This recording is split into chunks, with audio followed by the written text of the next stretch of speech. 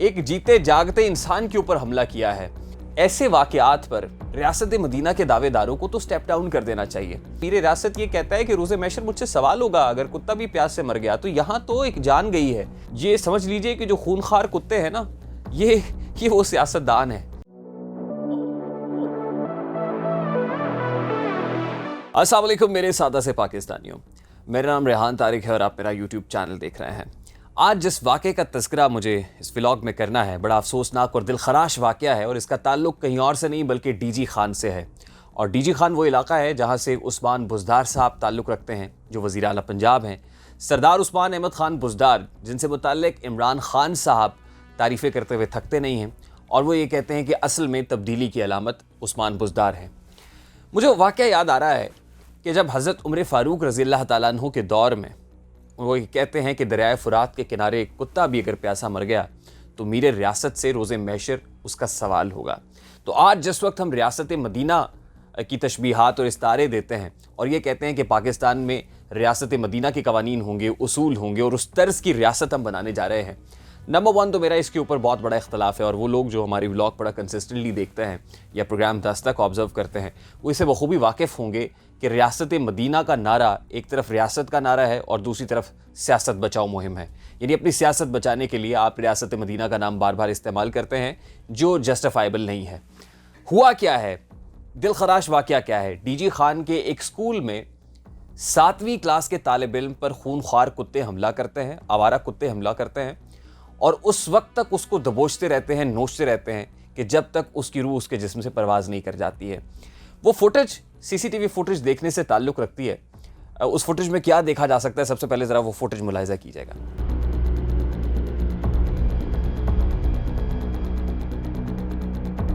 तो आपने देखा इस फुटेज के अंदर कि किस तरह उस स्कूल की प्रेमिसेस के अंदर, ये स्कूल से बाहर नहीं है, ऐसा नहीं है कि राह चलते हुए कोई बच्चा जा रहा था मार्केट के अंदर और आवारा कुत्ते आए और उस पर झपट पड़े, उसको दबोचा और चीरना फाड़ना शुरू कर दिया, बल्कि स्कूल की प्रेमिसेस में। और एक ऐसे वक्त में जब वहाँ पर तालीमी सरगर्मियाँ, दरस व तदरीस का अमल जारी था, वो बच्चा वहाँ पर मौजूद है, 7वीं क्लास का तालिब इल्म है, 11-12 साल इसकी उम्र होगी, मुबशर महमूद इसका नाम है, वहाँ पर मौजूद है। कुत्ते हमला करते हैं और कुत्तों को देखकर वो बच्चा बेहोश हो जाता है, डर के मारे बेहोश होता है और बेहोशी की हालत में पड़े उस बच्चे को कुत्ते उस वक्त तक दबोचते रहते हैं, नोचते रहते हैं, उसके जिस्म से मांस उतार देते हैं कि जब तक उसकी रूह जिस्म से परवाज़ नहीं कर जाती है। This is very unfortunate incident मेरे सादा से पाकिस्तानियों। जिस वक्त सिंध में कुत्ता काटे के हमलों में इजाफा होता है, बच्चों को अस्पताल लाया जाता है, तो उस वक्त सियासत होती है और उस वक्त पाकिस्तान तहरीक इंसाफ सिंध से ताल्लुक़ रखने वाले लोग, वफाकी वज़रा, पाकिस्तान तहरीक इंसाफ के करता धरता सिंध हुकूमत को ब्लेम करते हैं कि यहाँ पर ये सब कुछ हो रहा है। लेकिन आज जब वज़ीर आला पंजाब तब्दीली की अलामत उस्मान बुज़दार साहब के अपने इलाके के अंदर, डीजी खान के अंदर, दिन दहाड़े, रात की तारीकी में नहीं बल्कि दिन दहाड़े ये वाक़या हुआ है, तो क्या मीर रियासत से पूछ भी नहीं सकते कि देखिए हुजूर, आपके उस्मान बुज़दार साहब, जिनको आप तब्दीली की अलामत समझते हैं, जो असल तब्दीली की पहचान है और आपने ही बताया था, उनके अपने इलाके के अंदर दिन की रोशनी के अंदर, उजाले के अंदर एक बच्चे को कुत्ते, खूनखार कुत्ते हमला करके मौत के घाट उतार देते हैं। तो ये जवाब तलबी हम किससे करेंगे?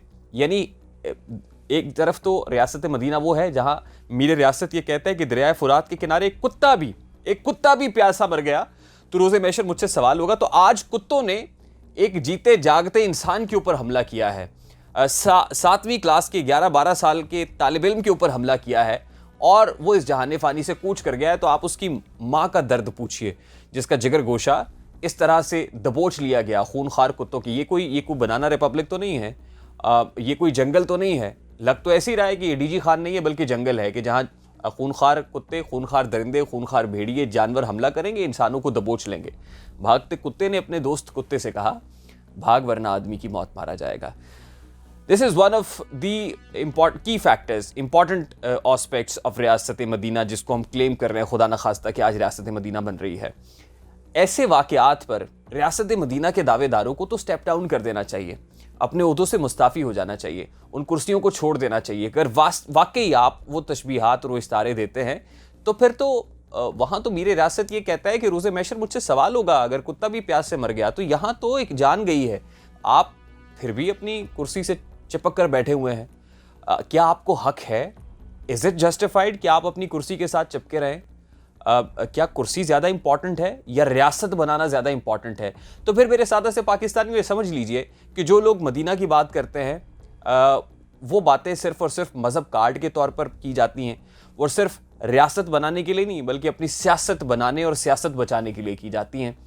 आज ये बड़ा अनफॉर्चुनेट इंसिडेंट है। आज जब हम प्रोग्राम दस्तक करने जा रहे होंगे 24 न्यूज़ पर, तो उस बच्चे की जो लवाहिकीन है, जो मुतासरा फैमिली है, उसका गम भी आपके सामने रखेंगे। वो क्या सोच रहे हैं, वो क्या इस्तफसार कर रहे हैं, वो क्या अपील कर रहे हैं। वैसे तो इस तरह के जो पसमानदगान होते हैं, जो लवाहिकीन होते हैं, उनको मैनेज कर लिया जाता है। उनको पैसे दे दिला के इस मामले को रफा दफा करने की कोशिश की जाती है, डिफ्यूज़ करने की कोशिश की जाती है, उनका गम मुंतमिल करने की कोशिश की जाती है कि आप मीडिया में ना आएँ, आप बातें ना करें। बातें होंगी तो ऑब्वियसली हुकूमत की बदनामी होगी। तो ऐसे में जो मुतवस्सित घर के लोग होते हैं, जो कमज़ोर तबका होता है, उसको पैसे देकर मैनेज कर लिया जाता है। और यही कुछ हो रहा है। अब वज़ीर आला पंजाब उस्मान बुज़दार साहब ने कमिश्नर साहब को कहा है कि वाक़े की तहकीकात करें। एक कमेटी कॉन्स्टिट्यूट की गई है और कहा यह गया है कि जो भी ज़िम्मेदार होंगे उनको करार वाक़ई सज़ा दी जाएगी। आपने देखा यहाँ सानहा मरी होता है, कितनी जानों का ज़िया होता है, तब भी उस्मान बुज़दार साहब और मीर रियासत साहब अपने ओहदे पर चिपके रहते हैं। क्या आपको हक है कि इतनी जानें चली गई और आप अपनी कुर्सी बचाने के लिए बैठे हुए हैं? उस वक्त क्या हुआ, एक कमेटी कॉन्स्टिट्यूट की जाती है और वो तहकीकाती कमेटी ये कहती है कि इतने अफसरान जो हैं ये ज़िम्मेदार हैं, और 15 के 15 अफसरान का तबादला कर दिया जाता है या OSD कर दिया जाता है। अब वो अफसरान कितनी देर तक OSD रहेंगे? ऑब्वियसली उनको वापस आना है। वापस आकर वो उस जगह पर नहीं, किसी और जगह पर ट्रांसफ़र कर दिए जाते हैं और वो अपने अफ़ाल, अपने अमूर सर अंजाम देते रहते हैं। अभी इंक्वायरी हुई है, जो भी कमेटी अपनी फाइंडिंग्स देगी उसके बाद क्या होता है, यहाँ पर या तो अफसर मुअत्तल हो जाते हैं या उनका तबादला कर दिया जाता है। किसी अफसर की मुअत्तली से या उसके तबादले से क्या जराइम में कमी वाक़ हो जाएगी? क्या इस तरह के वाक़यात दोबारा रूनुमा नहीं होंगे? तो फिर क्या है, ये सिर्फ पब्लिक की आइज़ में, उनकी आंखों में धूल झोंकने के मुतरादिफ है, उनको डिस्ट्रैक्ट करने के मुतरादिफ है। तो इस तरह की रियासत और इस तरह के अफ़ाल किसी सूरत भी रियासत मदीना की तशबीह पेश नहीं करते हैं।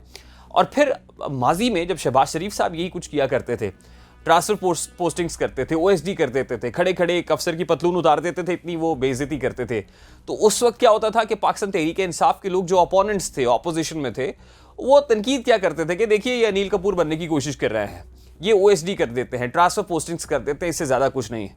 अब वो टेढ़ी आड़ी टोपी पहनकर आ जाते हैं, लॉन्ग बूट्स पहनकर आ जाते हैं। आपको तो लॉन्ग बूट्स पहनने की भी तौफीक नहीं है, आप तो आड़ी तिरछी टोपी भी नहीं पहनते हैं, आप तो सिर्फ अपने दफ्तर में बैठ के या तो कुर्सी घुमाते हैं या टोपियां घुमाते हैं।